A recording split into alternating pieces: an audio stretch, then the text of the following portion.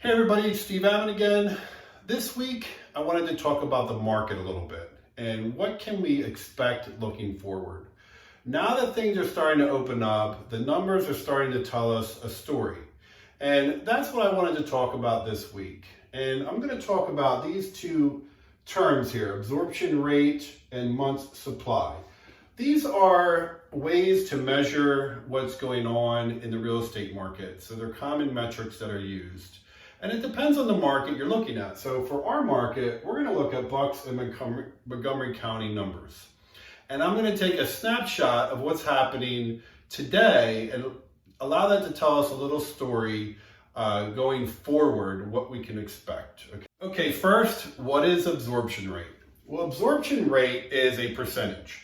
And how you get that percentage is you take the previous month's sold divided by the current month's active. So we're going to take this number, 837, and divide it by 2832. And what we get is we get a number of 30%.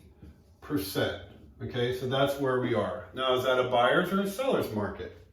Well, we can see here that 15 to 20% is really what you can call somewhat of a balanced market, okay? Anything over 20% is going to be a seller's market. Anything under 15 is we're going to call a buyer's market. So we can clearly see that we are in a seller's market. Now, keep in mind, these numbers are skewed because we're coming out of COVID-19 shutdown. So what can we expect moving forward? We're going to talk about this term, months supply. What is months supply? Well, it's kind of like what it sounds, but we're using the same two numbers as we did for the other metric.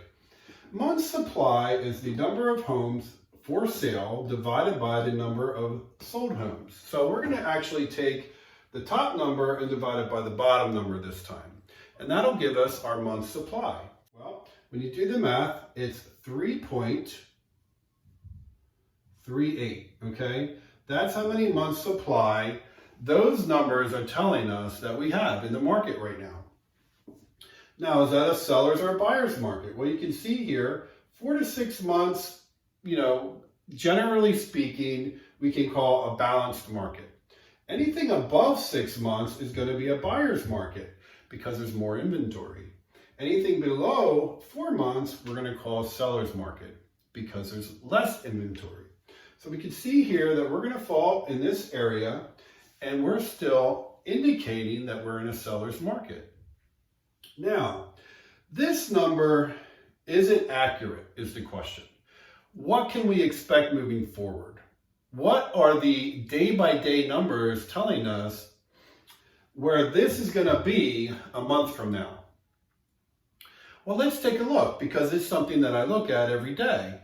The rolling numbers every 7 days I have on my computer screen every day, and I'll pop this up as a visual for you, but this is what I'm looking at. Okay, so this is the past 7 days.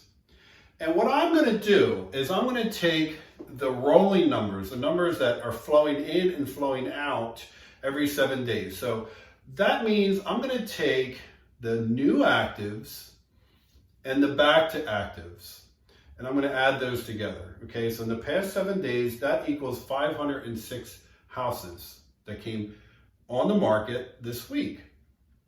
Now, what came off the market in the past 7 days? Well, I'm going to add in active under contract and pending. So they're the ones that came off the market in the past 7 days, and they total 876.